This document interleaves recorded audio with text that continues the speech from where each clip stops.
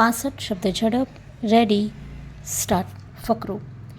છેવાડાના માનવી સુધી સુવિધાઓ પહોંચે અને તેમની માંગણી શાસકો સુધી પહોંચે તે તંદુરસ્ત વ્યવસ્થાની નિશાની છે.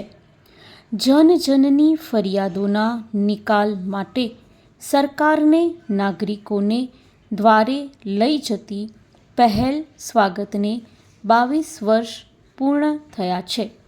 વડાપ્રધાન શ્રી નરેન્દ્રભાઈ મોદીએ વર્ષ 2003માં શરૂ કરાવેલા જન ફરિયાદ નિવારણના ટેકનોલોજીયુક્ત અભિગમ સ્વાગત કાર્યક્રમની સફળતાને 2 દાયકા પર 2 વર્ષ પૂરા થવા તે બમણી સફળતા સૂચવે છે.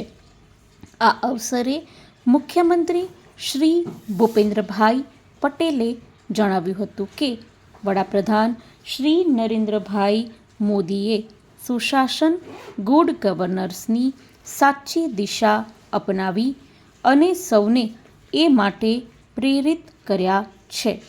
તેમણે શરૂ કરાવેલો આ સ્વાગત પ્રકલ્પ લોકોના જીવનમાં પરિવર્તનકારી અસર લાવીને પેપરલેસ, પારદર્શક અને મુશ્કેલીયુક્ત રીતે સમસ્યાઓનું નિરાકરણ લાવવાનું અસરકારક માધ્યમ બન્યો છે. ફકરો. નરેન્દ્રભાઈ દ્વારા હાથ ધરાયેલા સામાન્ય માનવી, ગરીબ, વંચિત, ગ્રામીણ નાગરિકની રજૂઆતો, ફરિયાદોના નિવારણના સુગ્રથિત આયોજન માટેના સફળ પ્રયાસોના પરિણામે સ્વાગતની રાજ્યને ભેટ મળી છે.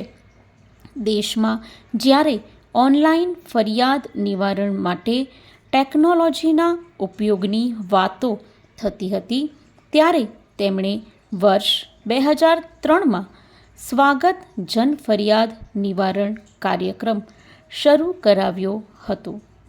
ટેકનોલોજીના અસરકારક ઉપયોગથી નાગરિકો અને સરકાર વચ્ચે સેતુ સાધવાના મુખ્ય હેતુ સાથે સ્વાગત કાર્યક્રમ શરૂ થયો હતો. આ કાર્યક્રમ નાગરિકોની રોજિંદી ફરિયાદોનો ઝડપી, કાર્યક્ષમ અને સમયબદ્ધ રીતે ઉકેલ લાવવાનું ઉત્તમ માધ્યમ બન્યું છે. ફકરો.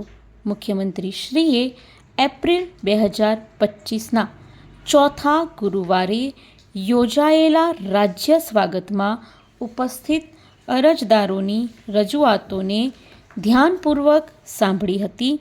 રાજ્યભરમાં યોજાતા સ્વાગત કાર્યક્રમમાં નાગરિકો પોતાના વ્યક્તિગત પ્રશ્નોની સાથે જાહેર હિતના પ્રશ્નોને વાચા આપી રહ્યા છે.